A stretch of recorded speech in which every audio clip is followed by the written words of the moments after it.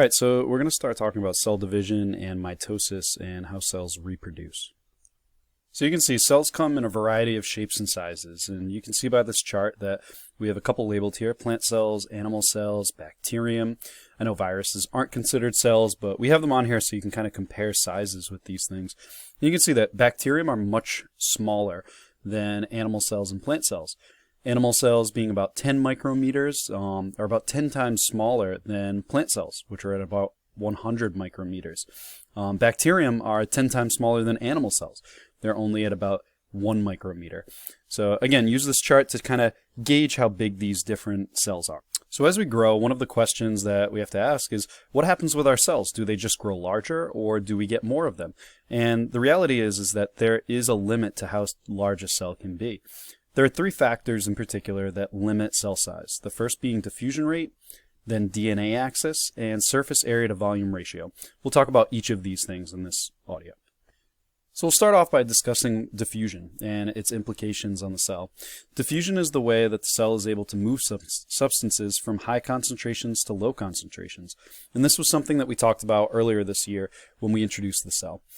Diffusion happens at a consistent rate. And the problem is that when that distance becomes too large, then it takes too long for important substances such as food, important molecules such as oxygen, and waste products to either enter or exit the cell. And both of these could become very problematic for the cell. So because of that, smaller cells are much more efficient at getting these molecules into and out of the cell.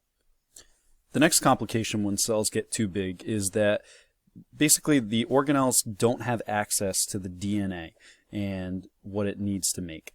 So if we look, DNA contains all of the information needed to make all of the proteins that the cell needs, but there's only one copy of it. So when the cell gets too big, there are too many things that need that access to that information at the same time. And this is similar to a class with all of the students having questions for the teacher at the same time.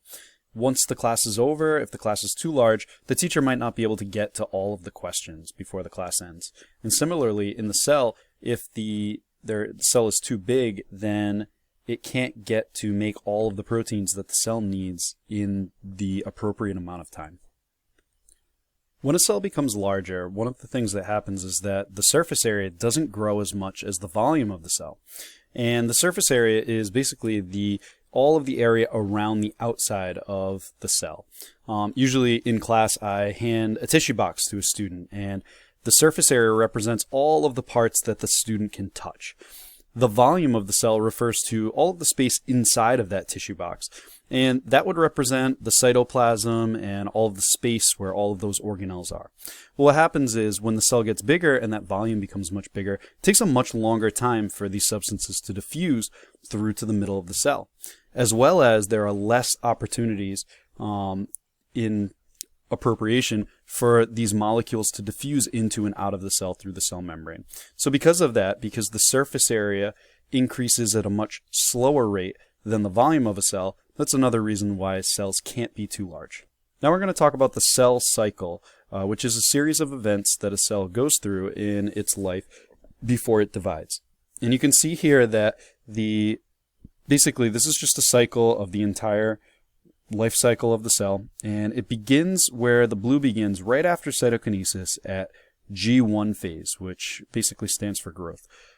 It goes through 75% of this life cycle is interphase, and you can see here by this blue arrow around the outside that includes the phases of G1, the S phase, and the G2 phase. Mitosis, which is what we're going to focus on in this PowerPoint, is a complicated process, but it actually doesn't take that long. That's going to be where the division of the nucleus happens. And lastly, cytokinesis refers to just a very short, brief amount of time where the cytoplasm and all of the contents inside of it, including the organelles, divide, and the cell actually becomes two. So we'll talk more in detail about all of these. So the first stage of mitosis is called interphase, and we call it interphase because originally scientists thought that this was basically a resting period between divisions. But later, when technology improved, we were able to notice that there are actually things that are happening during interphase as well. In the first phase of interphase, called the G1 phase, we see that the cells increase in size and copy their organelles. Scientists often refer to this stage as basically where normal cell growth is taking place. The next phase of interphase is called the S phase, and S stands for synthesis. And why it's called synthesis is because it's the phase of interphase where a copy of the DNA is going to be made. That's really important because each cell, when the cell divides, needs to be an exact copy of each other. All of our cells in our body have all of exactly the same DNA. So this S phase is crucial in order to have both cells identical. The next phase is the G2 phase, and in the G2 phase, the DNA is double-checked, and any errors are fixed during replication. The organelles are replicated as well, and the cell is basically preparing for mitosis to occur. The next phase is mitosis, and we're going to discuss this in much more detail as, again, it's a complicated process and extremely important because it's going to be the division of the nucleus. And if you remember, the nucleus is where all of that DNA is kept. As we just said, each cell needs to have exactly the same DNA in it in order to operate properly. Cytokinesis is the last phase of the cell cycle, and you can see here that it's just a short amount of time, and that's going to be where the cytoplasm and all of its contents divide. So during mitosis, DNA is going to condense into what we call sister chromatids. Sister chromatids refer to two identical chromosomes that are copied during interphase and attached at the center with a structure called a centromere. And we call them sister chromatids because they contain exactly the same DNA. And that's because it's an exact copy that was made in the S phase of interphase. So you can see here in the diagram we have one chromosome and then the duplicated sister chromatids that are bonded together by that central button-like structure called a centromere. In mitosis we have four phases, and the first is prophase, then metaphase, anaphase, and telophase. And we'll go into more detail and some ways that might help you remember the names of these phases in a few. We'll start with prophase, which is the first phase of mitosis. And prophase is actually the longest phase of mitosis, and it may account for up to 50 to 60% of the entire time that mitosis takes to occur. In this phase, a few things happen. The first is that chromatin, which is basically DNA, it's just the loose form of DNA here, where it almost looks like a bowl of spaghetti, honestly. You can see it in the diagram here, and it condenses into what we call chromosomes. And you can see that those chromosomes are to the right. That's that X-shaped structure. And basically the chromatin condenses similarly to the way that you would twirl your spaghetti around a fork. It basically winds up around these proteins called histones, and in doing so creates the chromosome structure. And you can see that with the diagram here. Other important things that are happening in prophase are the spindle fibers are being made of microtubules. And you can see those are the long, they almost look like web-like structures coming from either side of the cell. And what's making those spindle fibers are these structures called centrioles, which are found on either side of the cell. And these centrioles are going to start moving to opposite sides of the cell, with the spindle fibers stretching across the entire cell. The last thing that we see happen is that the nuclear membrane around the DNA is going to break down.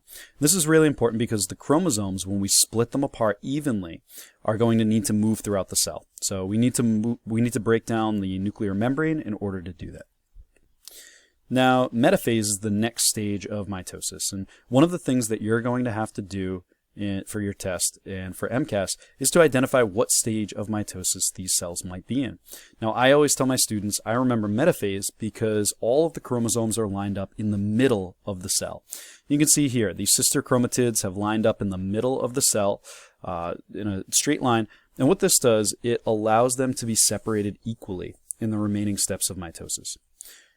When they're lined up in the middle, they will be attached by the spindle fibers to each of the centromeres of these sister chromatids, and we'll see what happens in anaphase.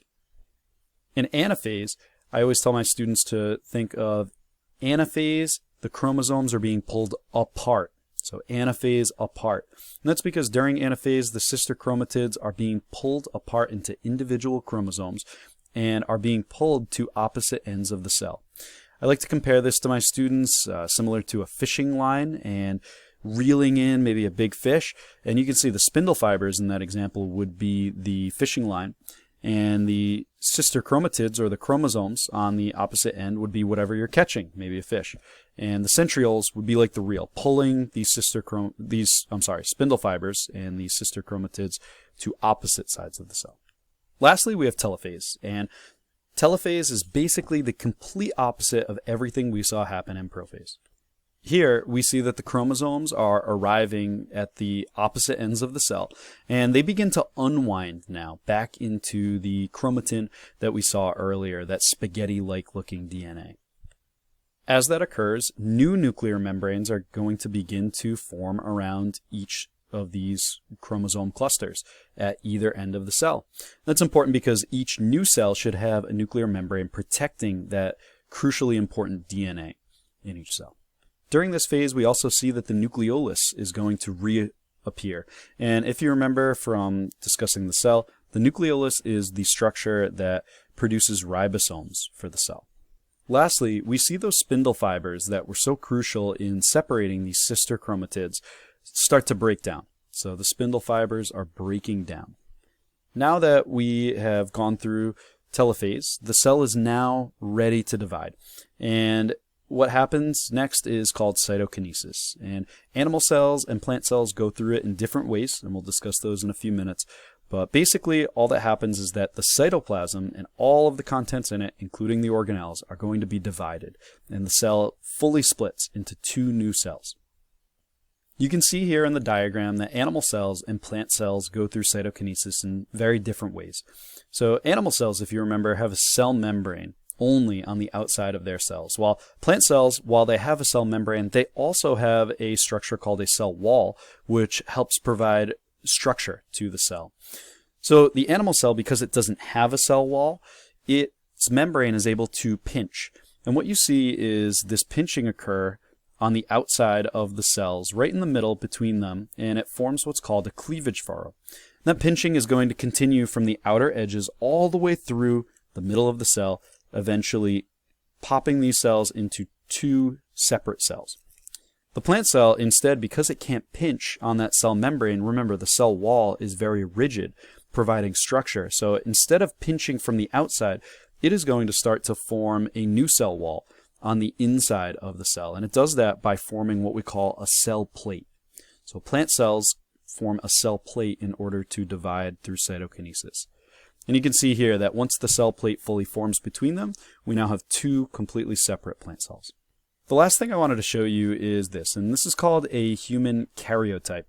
Now, one thing you guys might not know is that each of you have got 23 chromosomes from your mom and 23 chromosomes from your dad. And that gives you a total of 46 chromosomes. And every human has 46 chromosomes, or I should say most. There are some genetic deficiencies such as Down syndrome, which could cause different chromosome numbers. And we'll talk about that a little bit in class. But this is called a karyotype. And karyotypes are basically a way to lay out all of the chromosomes in the human's body or any organism. And you can see here that we have each pair of chromosomes lined up together. This can be important for comparing chromosomes, maybe identifying a disorder such as Down syndrome, which has a third 21st chromosome, or other genetic conditions as well. One of the things to point out too that we'll talk about later is the 23rd chromosome, which is known as our sex chromosomes. If you have two X's for those chromosomes, that will determine that you are a female. Well, if you have an X and a Y chromosome, the presence of that Y chromosome will determine that you're a male. And that is biologically a male.